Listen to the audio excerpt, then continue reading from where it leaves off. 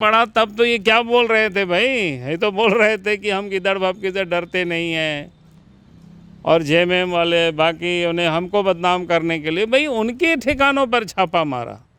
Other दिन को हो रहा था वो जेएमएम के किसी वर्कर के यहाँ भी छापा पड़ता तब भी हम उस समय समझते कि चलो इनकी दर्द समझ में आता।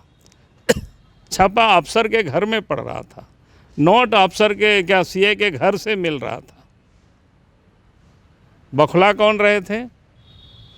हेमंत सोरेन ने। उनसे जवाब मांगा गया, इलेक्शन कमीशन ने कहा कि आप 10 दिनों के अंदर में जवाब दीजिए। हाँ ठीक है ना, तो इन्होंने क्या दिया? अरे माँ की तबीयत खराब है ना भाई। माँ की तबीयत खराब, यहाँ भोज सब जगह घूम घूम करके खा रहे हैं। झारखंड गठन के बाद से ही सुर्खियों में रहा राज भ्रष्टाचार को लेकर, लेकिन इन दिनों भ्रष्टाचार का एक अलग आलम दिख रहा है। जहां सत्ता पक्ष कह रहे हैं कि पानी की तरह साफ है, कोई भ्रष्टाचार नहीं है, विपक्ष हर कदम पे भ्रष्टाचार दिखा रहा है। बाबूलाल जी अपनी बात को साबित करने के लिए इन दिनों गणित के शिक्षक बन गए हैं। उन्होंने बताया कि 4 दिन में 17 करोड़ की कमाई है औसतन 2 जिलों से। आप उसको जोड़ लीजिए, 830 दिन में उसका 3500 करोड़ हो जाता है। तो इस अनुसार से आप 2400 जिलों का रेट निकाल लीजिए, इतना पैसा सरकार खा गई। क्या ये तर्क है या कुतर्क है, या फिर अपने से ज़्यादा दूसरे को भ्रष्टाचारी बताने की होड़ है? किस लिए ऐसा नेता कर रहे हैं? पानी, बिजली, महंगाई मुद्दा, बेरोजगारी सब चली गई है। आप भी उसमें मत पड़िए, फ्लो विद द स्ट्रीम चलिए। हमारे साथ बाबूलाल मरांडी जी हैं। आप शिक्षक की नौकरी छोड़ दिए थे, तो क्या आप गणित के ही शिक्षक थे जो लोगों को आप गणित में समझा रहे हैं कि ऐसे जोड़िए कैलकुलेशन, तब सरकार कितना पैसा उगा ली ये पता चल पाएगा? देखिए, कोई साधारण व्यक्ति भी इसको जोड़ेगा। आपने जैसे ये तो जो जिसको आपने देख करके बता रहे पूछ रहे थे हमसे, तो मैंने उस पर ट्वीट किया है। जो इन दिनों जो चर्चा चल रही है, खास करके पूजा सिंघल प्रकरण में, और डीएमओ को जब बुलाया गया, फिर उन लोगों से जो पूछताछ हो रही है, उसमें से जो बातें, खबरें जो आ रही है, उसी को हमने ट्वीट किया है। लेकिन मैं ये कहूँ कि उससे पहले भी हमने कई दफ़ा सार्वजनिक रूप से हमने बातें बताई है। जैसे मैं धनबाद का ही लेता हूँ, तो प्रत्येक दिन कितने इलीगल ट्रकें वहाँ से निकलती है कोयले की, और प्रत्येक ट्रक में 40 से 45 टन कोयला जाती है, और प्रत्येक टन कोयला की जो कीमत है वो 10 से 12 हज़ार रुपया है, यानी 4 लाख रुपया। और उसमें से जो लेन देन होता है वो बिल्कुल सार्वजनिक है, चाहे वो पत्थर की हो या बालू की हो। और आज भी अगर आपने देखा होगा अखबार में, किसी समाचार पत्र में, साहेबगंज जिला से प्रत्येक दिन पत्थर के ट्रकें निकलती है वहाँ से। और उन्होंने जोड़ करके बताया कि प्रत्येक सेफ्टी अगर गवर्नमेंट को मिलता तो 1000 रुपया से अधिक रॉयल्टी मिलता, और गवर्नमेंट को नहीं मिल रहा है, इलीगल वो सब जो चल रहा है। तो प्रत्येक ट्रक का भी उन्होंने जोड़ करके बताया, और कितना ट्रक प्रत्येक दिन वहाँ से निकलता भी, चूँकि याद नहीं है, आज ही मैंने अखबार में पढ़ा है। और तो समझिए कितना करोड़ रुपया का, कितना लाख रुपया, और 20 लाख रुपया दिया है कि प्रतिदिन गवर्नमेंट को रॉयल्टी का नुकसान होता है। वो एक जगह से, कहाँ से? साहेबगंज जिला से। अगर जहाँ जहाँ चलता है, तो पाकुड़ जिला में भी पत्थर वहाँ से भी निकलता है, दुमका से भी पत्थर निकलता है, कोडरमा से भी पत्थर निकलता है, जो वहाँ का बड़ी मात्रा में जो निकलता है। अगर इसको एक बार हम सर्वे कर लें तो फिर अनुपात तो हम हिसाब लगा ही सकते हैं कि भाई हिसाब लगाना क्या दिक्कत है, कौन नहीं लगा सकता है, हर कोई जानता है। तो आज यही हो रहा है पूरे राज्य में। हेमंत जी भी हमसे मिले थे मोराबादी मैदान में। उन्होंने कहा कि बाबूलाल के टाइम में 2000 में मीडिया उतना नहीं था, प्रकोप तुम लोगों का, और उस समय 4 करोड़ रुपया एक जिला से औसतन कमाई होता था। तो 24 जिला का जोड़ लो एक दिन का, उसी तरह उनका 2.5 साल का टेन्योर जोड़ लो, इतना कमाई बाबूलाल जी कर लिए। तो बोले तर्क क्या है इसको, मतलब कैसे कोई कह रहा है? अचानक आप कह दीजिएगा कि कल 5 लाख करोड़ के मालिक हो गए हेमंत जी। बोला कोई आरोप नहीं, लोग करते जा रहा, दिन को कर रहा है, रात कहो दिन को कहो रात कहो। बोला ऐसा कहीं होता है यार?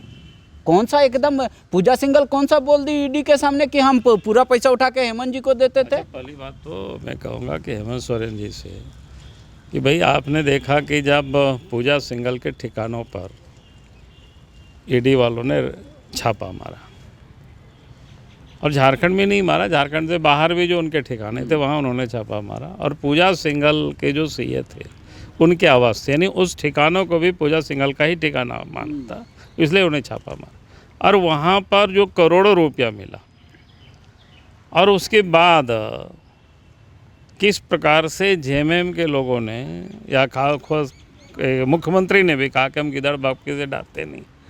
भाई मुख्यमंत्री के यहाँ तो कोई ईडी ने छापा नहीं मारा था, ईडी ने तो पूजा सिंघल के ठिकानों पर छापा मारा और उनके ठिकानों से पैसा मिला। और दर्द किसको हो रहा था? हेमंत सोरेन को। दर्द दार्शनिक अंदाज था। अरे क्या दार्शनिक, सड़क पर जुलूस निकाला भाई, बीजेपी ऑफिस को घेराव करना, बाबूलाल मार्ंडी के आवास को घेराव करने की, ये कोई कैसी बात करते हो? पूरा राज्य में जुलूस प्रदर्शन कराना जेएमएम से, ये कौन सी दार्शनिक था? अच्छा वो बात को छोड़ दिया जाए, उसके बाद हेमंत सोरेन कह रहे हैं साफ हो गया कि बीजेपी का पाप के चलते न छापा पड़ा, मनरेगा घोटाला बीजेपी के टाइम में हुआ था। अब अधिकारी तो हम बदल नहीं सकते थे, अपना घर नेमरा से नहीं लेके आते अधिकारी। बदल सकते थे भाई, अधिकारी कहाँ से लाते? बोलते सेक्रेटरी लेवल के कितने हैं और कितना विभाग करते हैं, ये कोई उत्तर नहीं है भाई। अगर गड़बड़ किया हुआ तो उस काल में तो उसको पकड़ करके उसको जेल में डाल देता, उसके ऊपर केस करते, उसके ऊपर कार्रवाई करते। ऐसे क्यों न, कौन सा उत्तर हुआ है? मुख्यमंत्री बोल रहा है, हम कहाँ से लाते? अरे इसलिए हमने उसको बना के रखा, क्योंकि आपकी सरकार उसको एनओसी दे दी कि ठीक है। करेंगे, हमारी सरकार ने एनओसी दी, हाँ, कि ठीक है तो ये रखे। इनको पता चला नहीं कि भाई ये चोर है, तो ये क्या कर रहे थे? इनको कब पता चला चोर है? जब छापा पड़ा तब इनको पता पड़ा, तब तो ये क्या बोल रहे थे भाई? ये तो बोल रहे थे कि हम गिदड़ भपके से डरते नहीं हैं, और जेएमएम वाले बाकी उन्हें हमको बदनाम करने के लिए भाई उनके ठिकानों पर छापा मारा, और दर्द इनको हो रहा था। वो जेएमएम के किसी वर्कर के यहाँ भी छापा पड़ता तब भी हम उस समय समझते कि चलो इनकी दर्द समझ में आता। छापा अफसर के घर में पड़ रहा था, नोट अफसर के क्या सीए के घर से मिल रहा था। बखुला कौन रहे थे? हेमंत सोरेन जी। बखुला कौन रहे थे? जेएमएम के कार्यकर्ता को सड़क पर निकाल दिए थे। और जेएमएम जो आशंका जाहिर कर रही थी वो तो अब सामने आ गई ना बात। आप लोग शुरू किए मनरेगा घोटाला का जांच करवाने की बात करके, और धीरे धीरे धीरे डीएमओ को बुला रहे हैं, माइनिंग को घुसा दे रहे हैं। तो पता कहाँ से पैसा आखिर आया है? वो तो बताए होंगे ना सीए भाई, हम तो जान नहीं रहे, लेकिन यही होता है, हर कोई अनुमान आप लगा, अनुमान लगा, आप धीरे धीरे सब कुछ बातें आ रही है। वो तो जब रिपोर्ट सब सार्वजनिक होगी तब सबको पता चलेगा। मतलब आपके टाइम का कोई पैसा नहीं है सीए के पास? हमारे टाइम का पैसा आप बताओ ना कि भाई उतना पैसा ये लोग कहाँ उतना दिन से घर में पैसा रखे रहेगा? ये तो कोई, अगर पिछली सरकार 2 साल पहले चलेगी, 28 महीना पहले चलेगी, 28 महीना पहले का पैसा थोड़े घर में कोई भी रखेगा, वो भी सीए। और सीए को जो कि पता है कि इतना पैसा रखना क्राइम है, जुर्म है।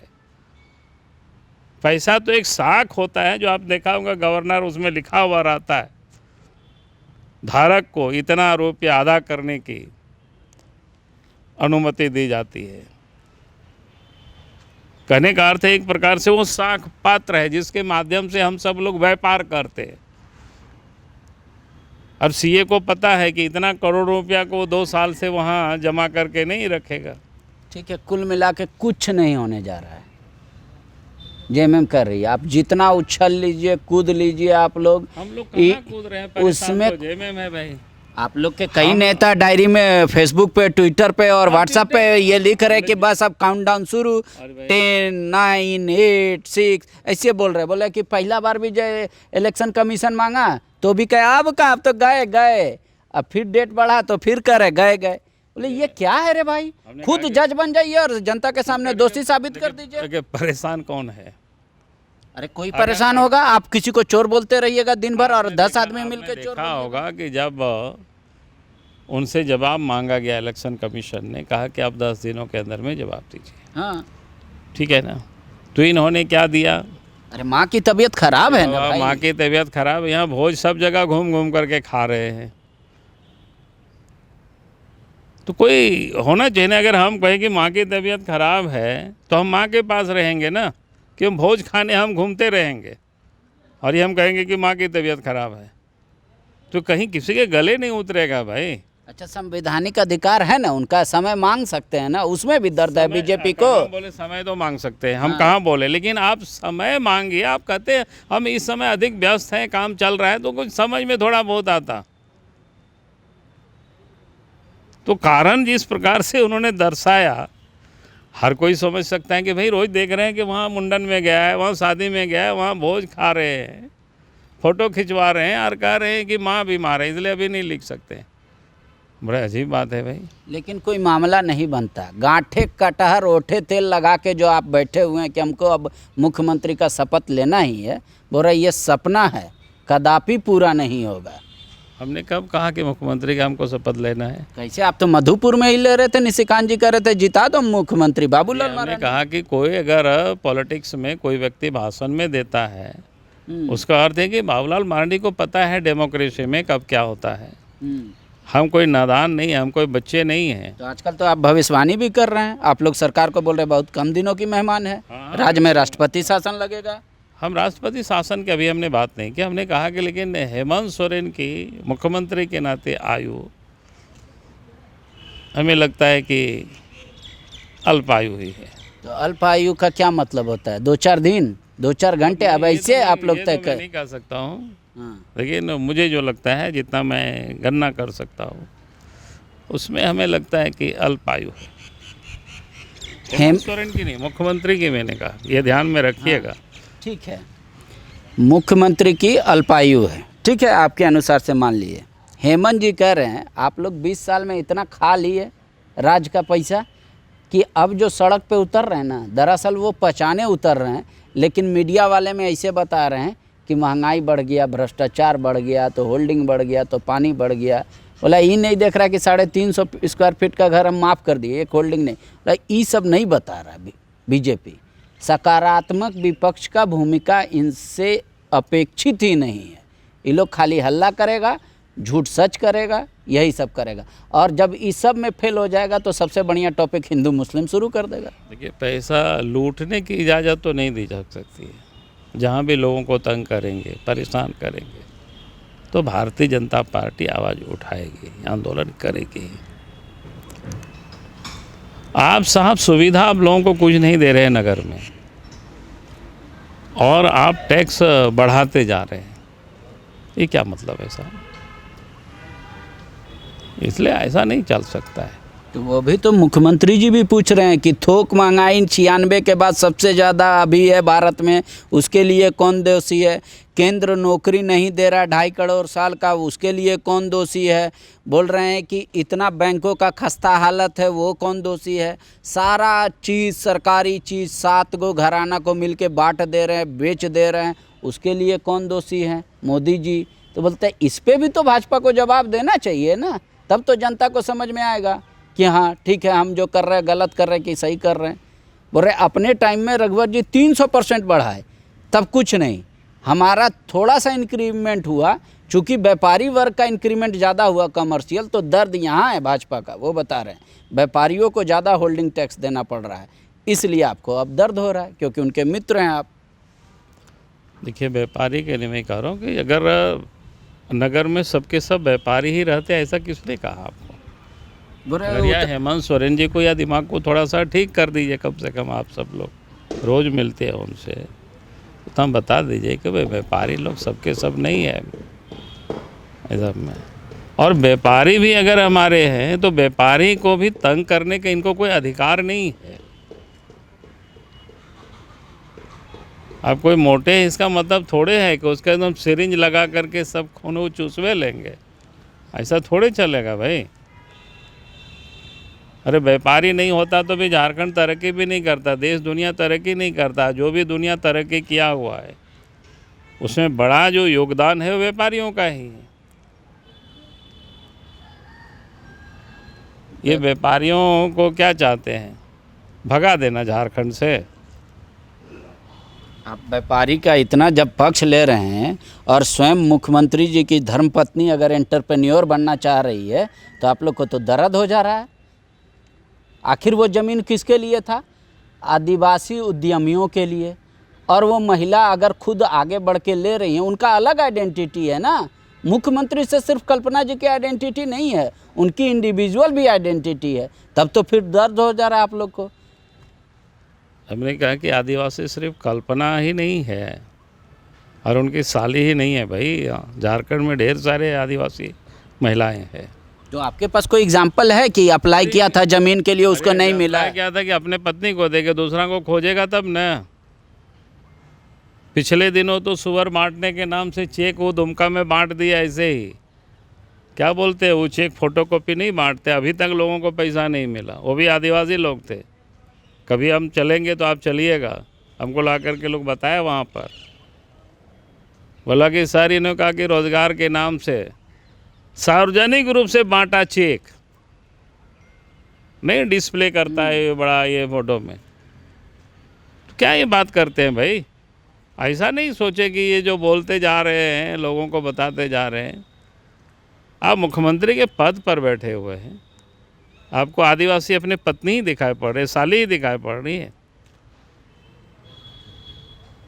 अच्छा, एक वजह बताइए, बार बार इसको कांग्रेस भी पिन पॉइंट कर रहा है और जेएमएम भी इसको टैग कर रहा है कि राज्य में बीजेपी का कोई भी नेता अभी तक जेल नहीं गया, जबकि सर्वाधिक ही लोग राज किया।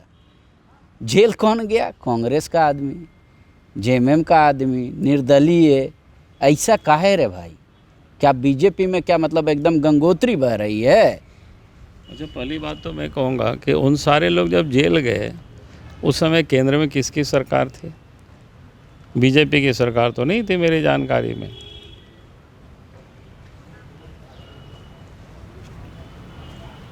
किनकी सरकार थी? हाँ ठीक है, यूपीए की। हाँ, तो वो लोग बोले ना, पूछे उस समय।